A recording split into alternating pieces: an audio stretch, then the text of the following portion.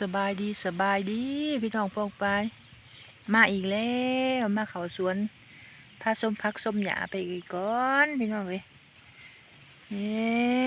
ปลูกพักในงามหลายงามหลายส้มหัวส้มสวนยำแรง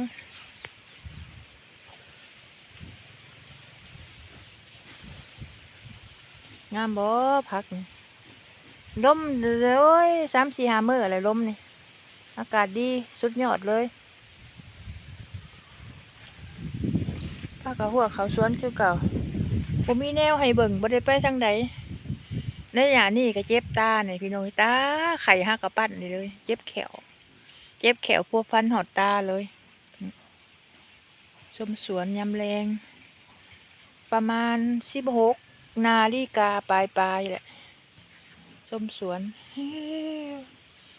พักหญ้าขาคิงข่อยกับประมาณนี้แหละพี่น้องงามขี้ไร่ก็ได้เบิ่งเอานี่นะ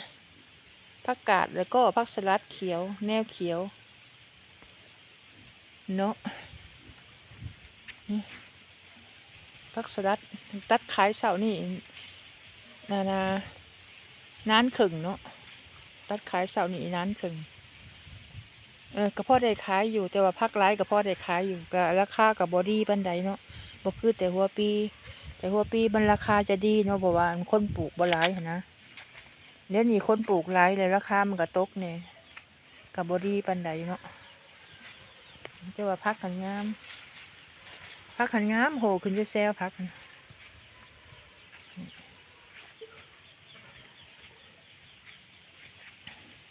ชมสวนยำแรงบรรยากาศยำแรงมาฝากเด้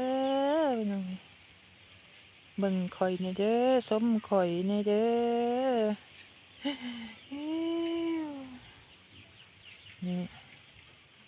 งามสำไรพี่น้องเอ้ยเบิ่งในกว่างามสำไรพักนะข่อยละออนซ้อนพักงามโพดงามโพ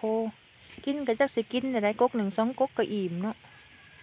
พวกแนวค้นเนาะบ่แม่นงัวแม่นควายหั่นนะงามหลายอย่างวะพาชมสวนเลาะไป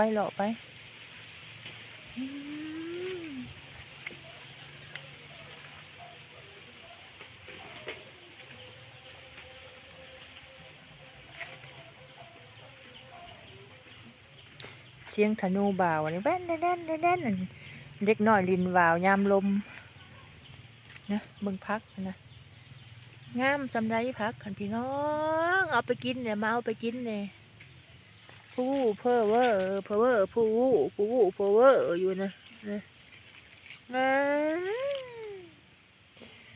กินก็ยังกินหลายอันนี้อันล้อก็2ก๊กเนาะยังกินหลายอันนี้อันล้อนะโพดซะยังวะตัดขายมือวานนี่2 หนานตัดเลยก็บงเลยเห็นดิตัวนี้ยังบ่ทันได้บง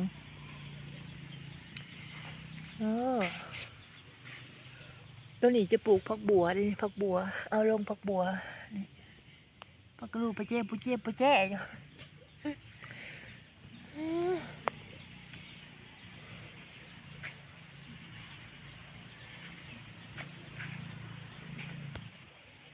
ว้าว